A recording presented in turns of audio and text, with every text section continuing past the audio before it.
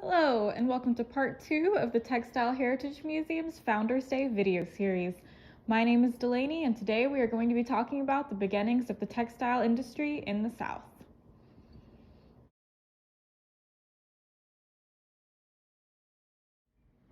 Although some textile industry pioneers were able to establish successful textile mills in the South as early as the 1830s, the Northeast would remain the primary center of American textile manufacturing up until the decades following the Civil War, when all that would change with the process known as the Cotton Mill Campaign. The American Civil War created what Harriet Herring, writing in 1949, described as the state of mind and economic conditions favorable to manufacturing, a situation where the conscious efforts to build industry could have a lasting and general effect. This situation featured two essential parts: the availability of workers and the availability of capital. Many Southerners at the time were tired of farming under the unreliable sharecropping system and were willing to work for cheaper rates than their northern counterparts, who by this time had begun to push back against unsafe working conditions and low wages and unionize.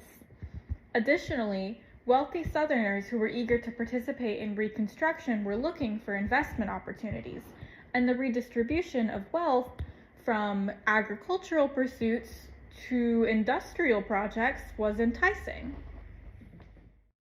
As a final factor, prospective Southern millmen also had access to large swaths of land to establish cotton mills on, including rivers which could be harnessed to power the mills.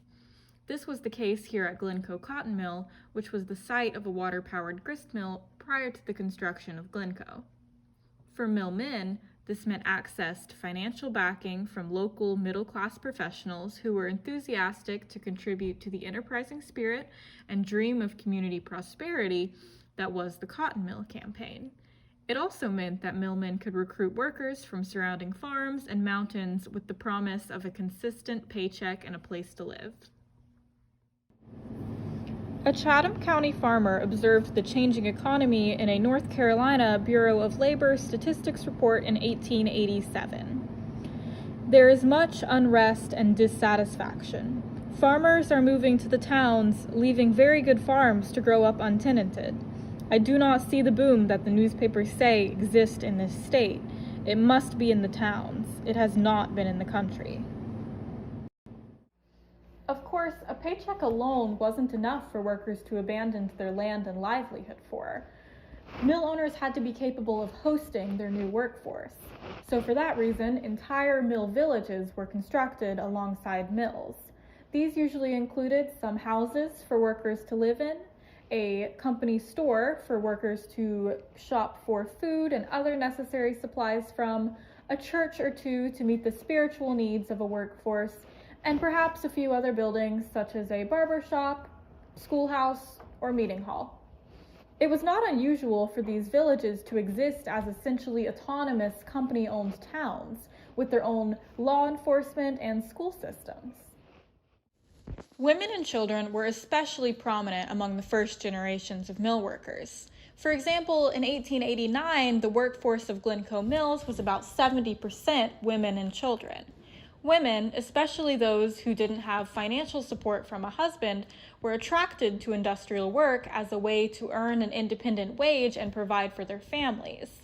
Mill owners who hoped to attract entire families to live and work in their mill villages were happy to hire women and their children, especially because women and children were paid less, had smaller hands better suited to dealing with delicate fibers, and supposedly followed orders better than men. Although many cotton mills built prior to emancipation were constructed using slave labor, and the cotton industry in America relied heavily on the work of black people, most cotton mill jobs were only available to white applicants. Black men would occasionally be hired to work the outdoor jobs at cotton mills, doing tasks such as hauling cotton bales or sweeping, and black women were excluded almost entirely. It would not be until the 1950s and 60s that Southern cotton mills would begin to desegregate en masse. The Cotton Mill Campaign can only be described as a resounding success. In 1885, there were 60 textile mills in North Carolina and approximately 10,000 workers making a living in these mills. By 1915, that number had risen to 318 mills with 51,000 employees. These mills had grown in productivity, employment, size, and quantity, a boom that caused some to describe the entire southern Piedmont as being one long mill village. By 1923, North Carolina had overtaken Massachusetts as the nation's leading textile production state. Alamance County was one of the state's leading regions in the establishment of cotton mills, due at least in part to the efforts of the Holt family. In 1895, the Raleigh News and Observer commented on this. The Gold Old County of Alamance don't seem to be selfish in the establishment of cotton mills. Perhaps she knows that she is safely in the lead and don't mind helping other counties along, especially if the situation and environment appear inviting. To learn more about the beginnings of the textile industry in the South and in Alamance County, visit us here at the Textile Heritage Museum in historic Glencoe Mill Village, or check us out online at Facebook, our website, or right here at our YouTube channel. Thank you.